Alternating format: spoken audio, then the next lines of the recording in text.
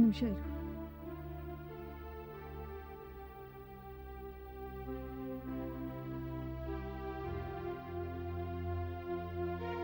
ಏನಮ್ಮ ನೀನು ಕೂಡ ಎಷ್ಟು ಸಲ ಹೇಳಿದ್ರೂ ನನ್ನ ಮಾತೇ ಕೇಳೋದಿಲ್ಲ.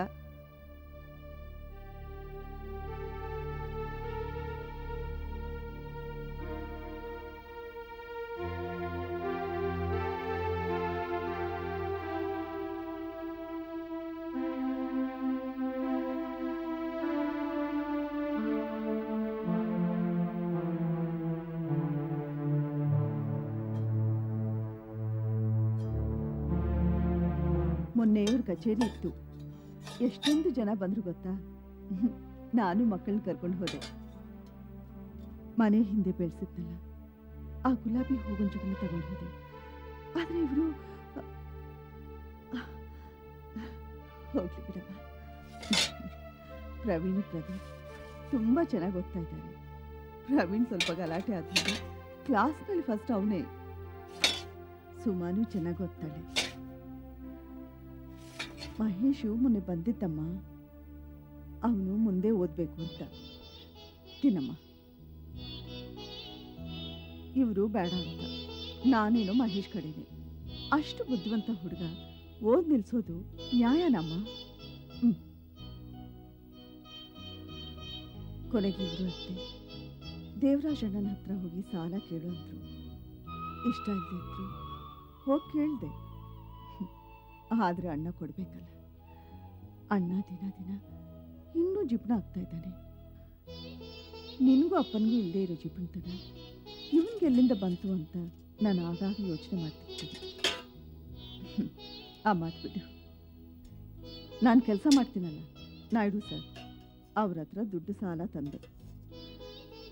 ಸದ್ಯಕ್ಕೆ ಸಮಸ್ಯೆ ಬಗೆಹರಿತು. ಅದೊಂದು ದೊಡ್ಡ ಸಮಾಧಾನ. ಇವತ್ತು ಬೆಳಗ್ಗೆ ಅವರು ಟೂರ್ ಹೋದ್ರು.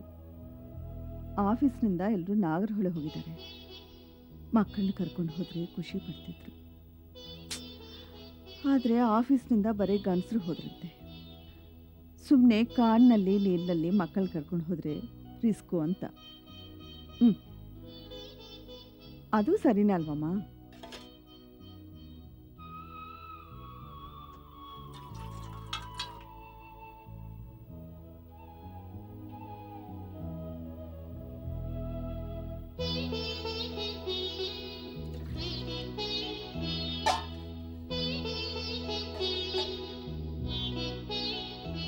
ಬಾ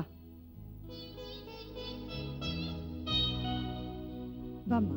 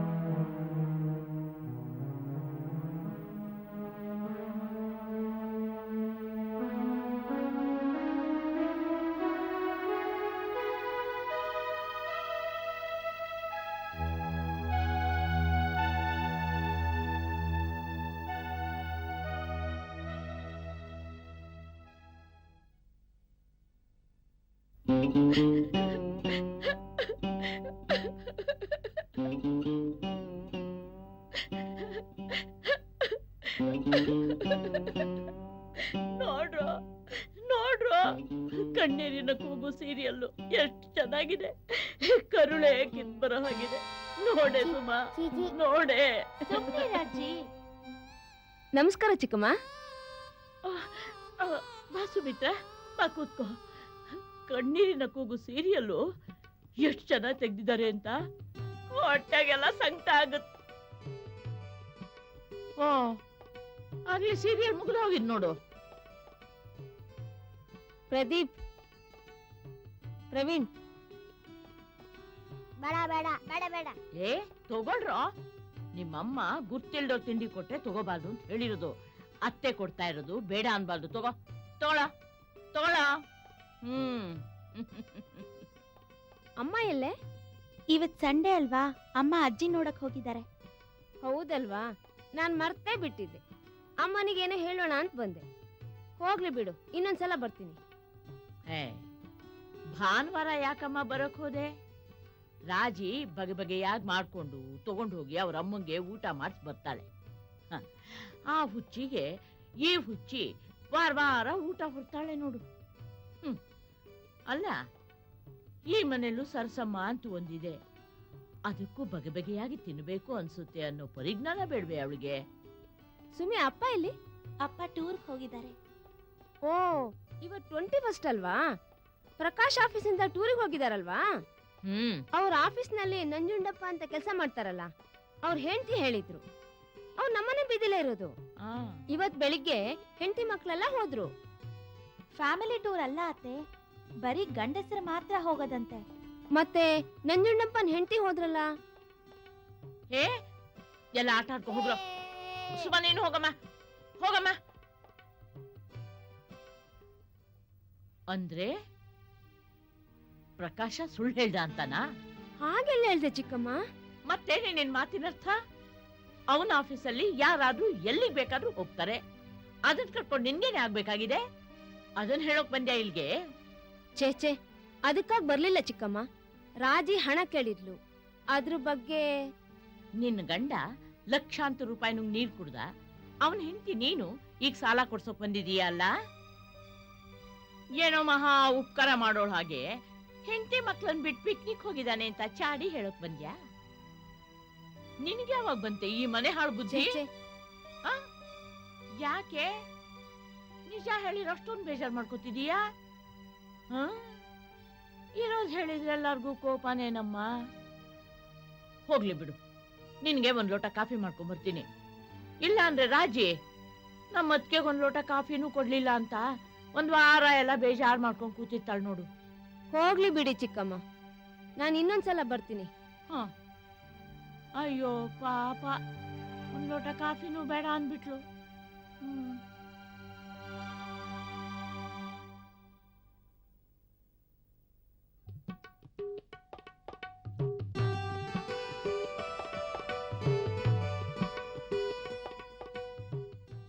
ಪದ್ಮ, ನೀನ್ ಒಪ್ಪೋದಾದ್ರೆ ನಾವೆಲ್ರೂ ಸೇರಿ ಫಿಲಮ್ಗೆ ಹೋಗೋಣ ಕಣೆ. ನಾನ್ ಬರಲ್ಲಪ್ಪ, ಸುಮ್ನೆ ಯಾಕೆ ತೊಂದ್ರೆ? ಅಲ್ಲ ಕಣೆ, ಇದ್ರಲ್ಲಿ ತೊಂದ್ರೆ ಏನ್ ಬಂತು? ಟ್ಯಾಕಿಸ್ಗೆ ಹೋಗೋದು, ಟಿಕೆಟ್ ತಗೊಳ್ಳೋದು, ಫಿಲ್ಮ್ ಹಾಲ್ ಕೂಡೋದು, ಫಿಲ್ಮ್ ನೋಡ್ ಬರೋದಪ್ಪ. ನಮ್ ಧನಂಜಯ ಅಣ್ಣ ನೋಡಿದ್ರೆ ಆಕಾಶ ಭೂಮಿ ಒಂದ್ ಮಾಡ್ಬಿಡ್ತಾರೆ. ನಾನ್ ಬರ್ತಿದ್ರೇನಂತೆ, ನೀವೆಲ್ಲ ಹೋಗಿ, ನಾನ್ ಮನೆಗೆ ಹೋಗ್ತೀನಿ. ಹೋಗೋದಾದ್ರೆ ಎಲ್ರೂ ಹೋಗೋಣ, ಇಲ್ಲ ಅಂದ್ರೆ ಬೇಡ ಕಣೆ. ಹೌದು ಕಣೆ.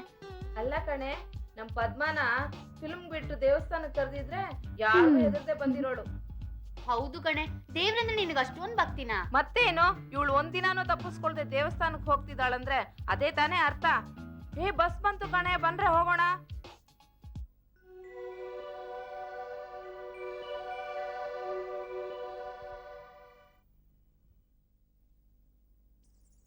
ರಾಜಿ ಮನೆಗೆ ಹೋಗಿದ್ಯಲ್ಲ, ಎಷ್ಟು ಖರ್ಚಾಯ್ತು?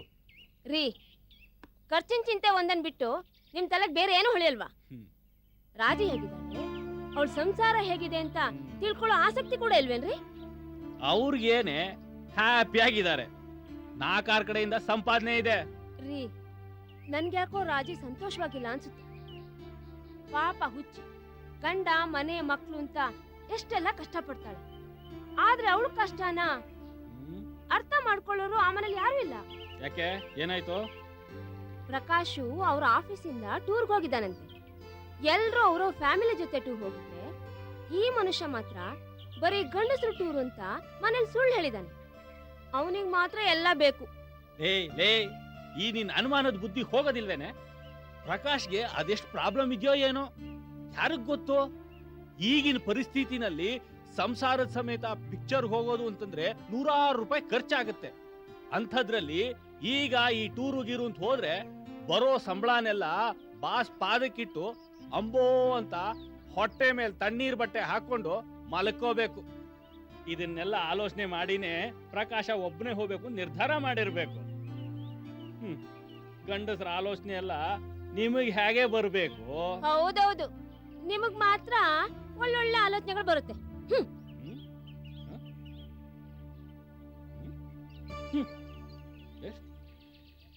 ಎಷ್ಟು ಯೋಚನೆ.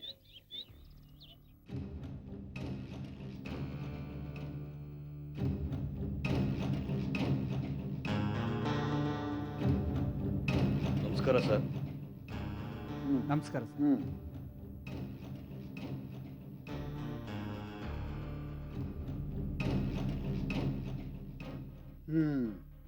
ಏನಯ್ಯ ಅಶೋಕ, ಇವತ್ತು ಪೊಲೀಸ್ ಸ್ಟೇಷನ್ ಡ್ಯೂಟಿ ಬೇಗ ಮುಗಿಸ್ಕೊಂಡು ಬಂದ್ಬಿಟ್ಟಿದ್ದಿ? ಹೌದು ಸರ್, ತಮ್ಮಲ್ಲಿ ಸ್ವಲ್ಪ ಪರ್ಸನಲ್ ಕೆಲಸ ಇತ್ತು.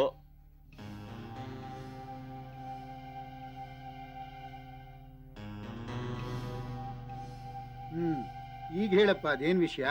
ನಾವು ಹಬ್ಬ ಹರಿದಿನ ಸೂಕ್ತ ಸಮಾರಂಭ ಅಂದ್ರೆ ನಮಗೆ ನೀವೇ ದಿಕ್ಕು ತಾನೆ. ಅದೇನಯ್ಯ ಅಶೋಕ, ನಮ್ಮನ್ನ ಏಕಾಏಕಿ ದಿಕ್ಕಿಗೆ ಸೇರಿಸ್ಬಿಟ್ಟಿಲ್ಲ. ಈ ಊರಿನ 8 ದಿಕ್ಕಿಗೂ ಪಾಲಕರು ನೀವೇ ಅಲ್ವಾ ಸರ್? ತೂಸಿ ಹೊಡೆಯೋದ್ರಲ್ಲಿ ಪೊಲೀಸ್ ಡಿಪಾರ್ಟ್ಮೆಂಟ್ ಬಿಟ್ರೆ ಬೇರೆ ಯಾರು ಇಲ್ಲ ನೋಡು. ಹಾಗಲ್ಲ. ಹಬ್ಬ ಹರಿದಿನ ಅಂದ್ರೆ ಮಾತ್ರ ಈ ಭಾರದ್ವಾಜ ನಿಮ್ಗೆ ನೆನಪಾಗ್ತಾನ? ಬೇರೆ ಟೈಮ್ನಲ್ಲಿ ನಾನು ನಿಮ್ಗೆಲ್ಲ ಕಸದ್ ಸಮಾನ ಅಲ್ಲ? ಅದೇನ್ ಸರ್ ಹಾಗೆ ಹೇಳ್ತೀರಾ? ನಾನು ಯಾವತ್ತಾದ್ರೂ ನಿಮ್ಮ ಮಾತನ್ನು ಮೀರಿದ್ದೀನ ಸರ್? ಸರ್ಕಾರ ಕೊಡೋ ಸಂಬಳ ಬೇಕಾದ್ರೆ ಧಿಕ್ಕರಿಸ್ತೀನಿ ವಿನಃ ನಿಮ್ಮ ಮನಸ್ಸನ್ನು ನೋಯಿಸುವಂತ ಕೆಲಸನ ತಾಯಾಣೆಗೂ ಮಾಡೋದಿಲ್ಲ ಸರ್. ಮತ್ತೆ ನಮ್ಮವ್ರದ್ ಯಾರಿಗೂ ಗ್ರೂಪ್ ಹಾಕಿದ್ರು ಅಂತ ಹೇಳಿ ಕೋಳ ತೊಡಿಸಿ ಲಾಕಪ್ ನಲ್ಲಿ ಲಾಳ ಕಟ್ಟಿದ್ಯಂತೆ, ಇದಕ್ಕೇನಂತ್ಯ? ಅಯ್ಯಯ್ಯೋ, ಗ್ರೂಪ್ ಹಾಕ್ದವರು ನಿಮ್ ಕಡೆಯವರ ಸರ್? ನಿಜವಾಗ್ಲೂ ಸರ್ ನಂಗೆ ಗೊತ್ತಿಲ್ಲ. ಅದು ಅಲ್ಲದೆ ಅವರು ಕೂಡ ಏನೂ ಹೇಳಲಿಲ್ಲ ಸರ್. ನಿಷ್ಠೆ, ಅದನ್ನೇ ನಿಷ್ಠೆ ಅನ್ನೋದು. ನಮ್ ಕಡೆಯವರು ಸಾಯ್ತಾರೆ ವಿನಃ ಈ ಭಾರದ್ವಾಜನ್ನ ತೋರಿಸ್ಕೊಡೋದಿಲ್ಲ ಅಷ್ಟೇ. ಅಟ್ಲೀಸ್ಟ್ ನೀವಾದ್ರೂ ಒಂದು ಫೋನು. ಮುಚ್ಚ ಬಾಯಿ, ಅದಕ್ಕೆ ಪ್ರಸಂಗಿ. ನಾನ್ ಫೋನ್ ಮಾಡಿ ನಿನ್ಗೆ ಹೇಳ್ಬೇಕಾ? ಅಲ್ಲಿವರೆಗೆ ನೀವೇನು? Sorry sir. ಪೊಲೀಸ್ನವ್ರು ಅಂದ್ರೆ ಸ್ಟೇಷನ್ ನಲ್ಲಿ ಕೂತು ಕಮಾಯಿ ಲೆಕ್ಕ ಮಾಡೋದು ಒಂದೇ ಅಲ್ಲ. ಹಿಡ್ಕೊಂಡ್ ಬಂದವರು ಯಾವ ಕಡೆ ಅನ್ನೋದನ್ನ ವಾಸನೆ ಹಿರೇ ತಿಳ್ಕೋಬೇಕು. ಬೆರಳು ತೋರಿಸಿದ್ರೆ ಹಸ್ತ ನುಂಗೋ ಜಾತಿ ಆದ್ರೇನೆ ಪೊಲೀಸ್ ಡಿಪಾರ್ಟ್ಮೆಂಟ್ ನಲ್ಲಿ ಉದ್ಧಾರ ಆಗೋದು. ಇಲ್ದೇ ಇದ್ರೆ ಉದ್ಧರಣೆ ಹಿಡ್ಕೊಂಡು ಪೂಜೆ ಮಾಡ್ಕೊಂಡಿರ್ಬೇಕಾಗಿರುತ್ತೆ. ತಿಳಿತಾ? ತಿಳಿತು ಸರ್. ಈಗಲೇ ಫೋನ್ ಮಾಡ್ಬಿಡ್ತೀನಿ ಸರ್.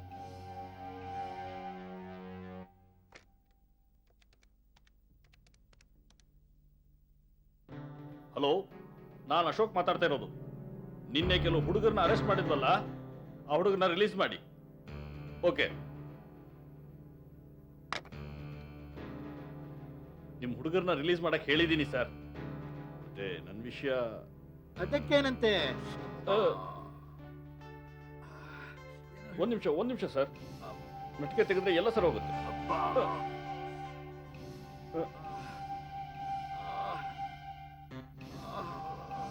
ಮೆತ್ಕಿತ್ಕೊಳ್ಳಿ ಸರ್, ಮೆತ್ಕಿತ್ಕೊಳ್ಳಿ. ಪರವಾಗಿಲ್ಲ, ಈಗೇನಾಗೋದಿಲ್ಲ. ಈಗ ಸ್ವಲ್ಪ ಸಮಾಧಾನ ಆಯ್ತು. ಪರವಾಗಿಲ್ಲ ಕಣೆ ಅಶೋಕ, ಚೆನ್ನಾಗಿ ನೆಟ್ಗೆ ತೆಗಿತೀಯಾ? ನಟಿಗೆ ತೆಗಿಯೋದು, ನಟ್ ಬೋಲ್ಟ್ ಟೈಟ್ ಮಾಡೋದೇ ಅಲ್ವಾ ಸರ್ ನಮ್ ಕೆಲಸ. ಅದ್ ಸರಿ. ಮತ್ತೆ ನಮ್ಮನ್ನು ಒಂದಿಷ್ಟು ಗಮನಿಸ್ಕೊಂಡ್ರೆ. ಸಂಜೆಗೆ ಗಂಗಪ್ಪ ನೋಡ್ಕೊತಾನೆ ಬಿಡು. ಆಲಸ್ಯಂ ಅಮೃತಂ ವಿಷಂ ಅಂತ ಒಂದು ಗಾದೆನೇ ಇದೆಯಲ್ಲ ಸರ್. ಅವಸರವೇ ಅಪಘಾತಕ್ಕೆ ಕಾರಣ ಅಂತ ಹೇಳಿ ಒಂದು ಗೌರ್ಮೆಂಟ್ ಸ್ಲೋಗನ್ ಇದೆ, ಗೊತ್ತಾ? ಗೊತ್ತು ಸರ್. ಬರ್ತೀನಿ. ನಮಸ್ಕಾರ. ನೀವೇನು ಹೇಳಿ ಸರ್, ಅಷ್ಟು ದೊಡ್ಡ ಆಫೀಸರು ನಿಮ್ಮ ಕಾಲು ಹಿಡಿದದನ್ನ ಮರೆಯೋಕೆ ಆಗಲ್ಲ ಸರ್. ಲೇ ಗಂಗಪ್ಪ, ಎಷ್ಟೇ ದೊಡ್ಡ ಸಿಂಹ ಆದ್ರೂ ಕೂಡ ಈ ಭಾರದ್ವಾಜನ್ ಮನೆ ಮುಂದೆ ಬಂದ್ರೆ ಬಾಲ ಮುದುರ್ಕೊಂಡು ಹೋಗ್ಬೇಕು, ಗೊತ್ತಾ? ಅದು ಅದ್ರ ಹಣೆ ಬರ. ನೋಡು, ಕೆಲವು ಜನ ಕಾಯ್ತಾ ಇದಾರಲ್ಲ, ಅದನ್ನೆಲ್ಲ ನಾಳೆ ಬರಕ್ ಹೇಳು. ಸರಿ ಸರ್.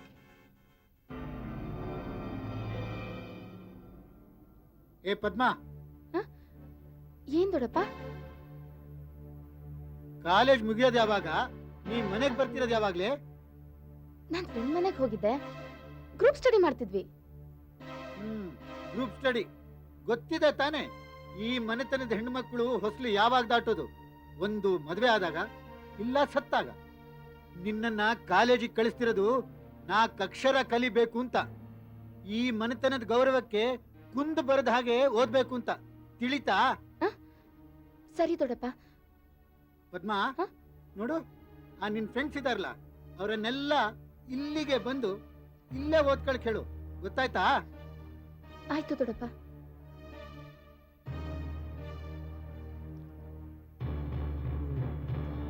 ಡ್ಯಾಡಿ, ಏನೋ ಮರಿ, ನನ್ಗೊಂದು 10,000 ರೂಪೀಸ್ ಬೇಕಾಗಿತ್ತಲ್ಲ ಡ್ಯಾಡಿ? ಲೇ ಗಂಗಪ್ಪ. ಬಂದೆ ಸರ್. ಚಿಕ್ಕ ಯಜಮಾನ್ರಿಗೆ 10,000 ರೂಪಾಯಿ ಕೊಡು.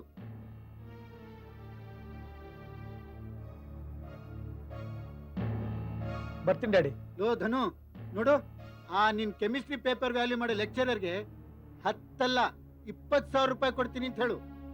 ಹಾಗೆ ಅವನ್ಗೆ ಇನ್ನೂ ಒಂದ್ ಮಾತು ಹೇಳು. ಈ ಸರ್ತಿ ನಿನ್ನನ್ನ ಕೆಮಿಸ್ಟ್ರಿನಲ್ಲಿ ಪಾಸ್ ಮಾಡದೆ ಇದ್ರೆ ಕುತ್ತಿಗೆ ಮೇಲೆ ಅವನ್ ತಲೆ ಇರಲ್ಲ ಅಂತ ಹೇಳು. ಡ್ಯಾಡಿ, ನನಗ್ ಗೊತ್ತೋ ನನ್ ಮಗ ಯಾವ್ದ್ರಲ್ಲಿ ವೀಕು ಯಾವ್ದ್ರಲ್ಲಿ ಸ್ಟ್ರಾಂಗು ಅಂತ.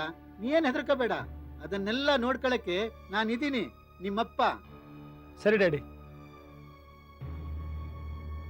ಇದೇನ್ ಸರ್ ನೀವು ಸುಮಾರು 10 ಸಾರಿ ಕೆಮಿಸ್ಟ್ರಿ ಪೇಪರ್ ಬರ್ತಿದ್ದಾರೆ. ಒಂದು ಸಾರಿ ಏನಾದ್ರು ಪಾಸ್ ಆದ್ರ ಒಂದು ಮಾತು ಗದರಿಸ್ತೆ. ನೀವು 10,000 ರೂಪಾಯಿ ಕೊಟ್ಟು ಕಳಿಸ್ತಾ ಇದ್ದೀರಾ.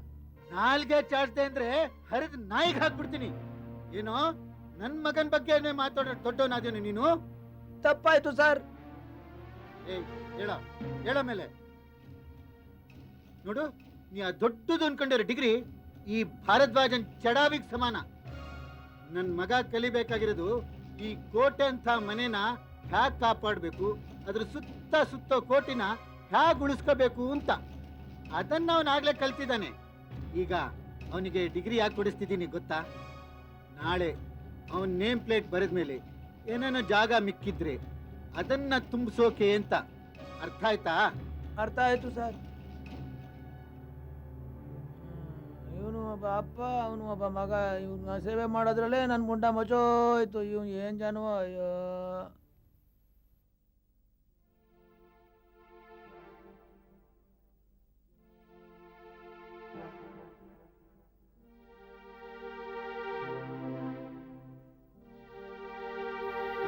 ಅಂಬಿ, ಓದ್ಕೊಳ್ಳೋದ್ ಬಿಟ್ಟು ಇಲ್ಲೇನ್ ಮಾಡ್ತಿದ್ಯಾ?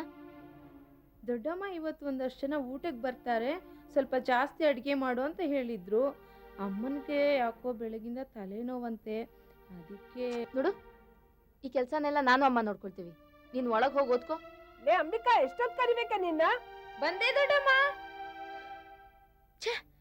ಓದ್ಕೊಳ್ಳೋದಿಕ್ಕೂ ಬಿಡೋದಿಲ್ಲ. ನಾವೆಲ್ಲ ಗಾಣದ ಎತ್ತುಗಳ ತರ ದುಡಿತಾ ಇದ್ರು ಕೂಡ ಒಂಚೂರು ಕರುಣೆ ಇಲ್ಲ ನೋಡಮ್ಮ. ಕೂತ್ರೆ ತಪ್ಪು, ನಿಂತ್ರೆ ತಪ್ಪು. ಪ್ರತಿಯೊಂದು ವಿಷಯದಲ್ಲೂ ಏನಾದ್ರೂ ತಪ್ಪು ಸಿಗತ್ತಾ ಅಂತ ಹುಡುಕ್ತಾನೆ ಇರ್ತಾರೆ. ತಮ್ಮನ್ ಮಕ್ಳಾದ್ರೂ ಕೂಡ ಚೀತದಾಳ್ಕಿಂತ ಕಡೆ. ಊರ್ನವ್ರ ಮುಂದೆ ಮಾತ್ರ ತಮ್ಮನ್ ಮಕ್ಳು ನಮ್ಮ ಮಕ್ಳು, ತಮ್ಮನ್ ಮಕ್ಳು ನಮ್ಮ ಮಕ್ಳು ಅಂತ ಎಷ್ಟು ಚೆನ್ನಾಗಿ ನಾಟಕ ಆಡ್ತಾರೆ. ಬರೀ ಬೋಳ ಜನ, ಹೊರಗೊಂದು ಒಳಗೊಂದು ಕಪ್ಟ ಕಪ್ಟ ಜನ. ಏನ್ ಮಾಡಕ್ಕಾಗತ್ತಮ್ಮ, ನಮ್ ಪರಿಸ್ಥಿತಿನೇ ಅಂತದ್ದು. ಏನಮ್ಮ ಪರಿಸ್ಥಿತಿ? ಪ್ರತಿಯೊಂದು ವಿಷಯಕ್ಕೆ ಹೆದರ್ಕೊಳ್ಳೋದಕ್ಕೆ ಹೀಗಾಗಿರೋದು. ಬಡವ ನೀ ಮಡಗ್ದಾಗಿರು ಅನ್ನೋಗೆ ಇರ್ಬೇಕು. ಎಷ್ಟು ದಿನ? ಸಾಯೋ ತನಕನಾ?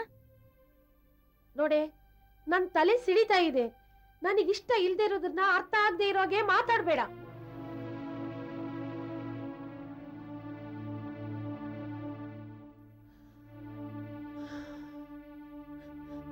ಅಮ್ಮ, ಏನಾಯ್ತು?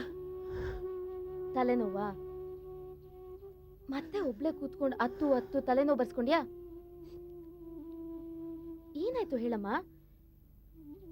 ಎಲ್ಲಿ ಈ ಕಡೆ ನೋಡು, ಮುಖ ಉತ್ಕೊಂಡಿದೆ. ಗ್ಯಾರಂಟಿ ಹತ್ತಿದ್ಯಾ? ನನಗ್ ಗೊತ್ತಿಲ್ವಾ? ಏನಾಯ್ತಮ್ಮ? ದೊಡ್ಡಮ್ಮ ಏನಾದ್ರು ಬೈದ್ರಾ? ಮತ್ತಿನ್ನೇನಾಯ್ತು? ನೋಡು, ಸುಮ್ನೆ ನನ್ ತಲೆ ಕೆಡಿಸ್ಬೇಡ. ಏನಾಯ್ತು ಅಂತ ಹೇಳಮ್ಮ.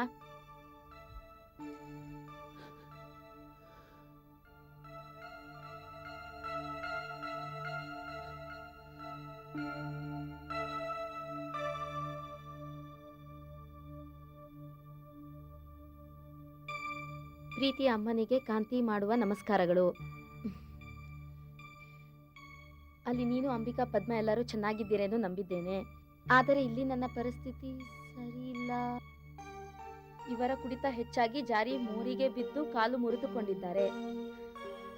ಡಾಕ್ಟರ್ ಕಾಲಿಗೆ ಕಟ್ಟನ್ನು ಕಟ್ಟಿದ್ದಾರೆ. ಮನೆಯ ಪರಿಸ್ಥಿತಿ ತುಂಬಾ ಕಷ್ಟದಲ್ಲಿದೆ. ಸಾಧ್ಯವಾದರೆ ಸ್ವಲ್ಪ ಹಣ.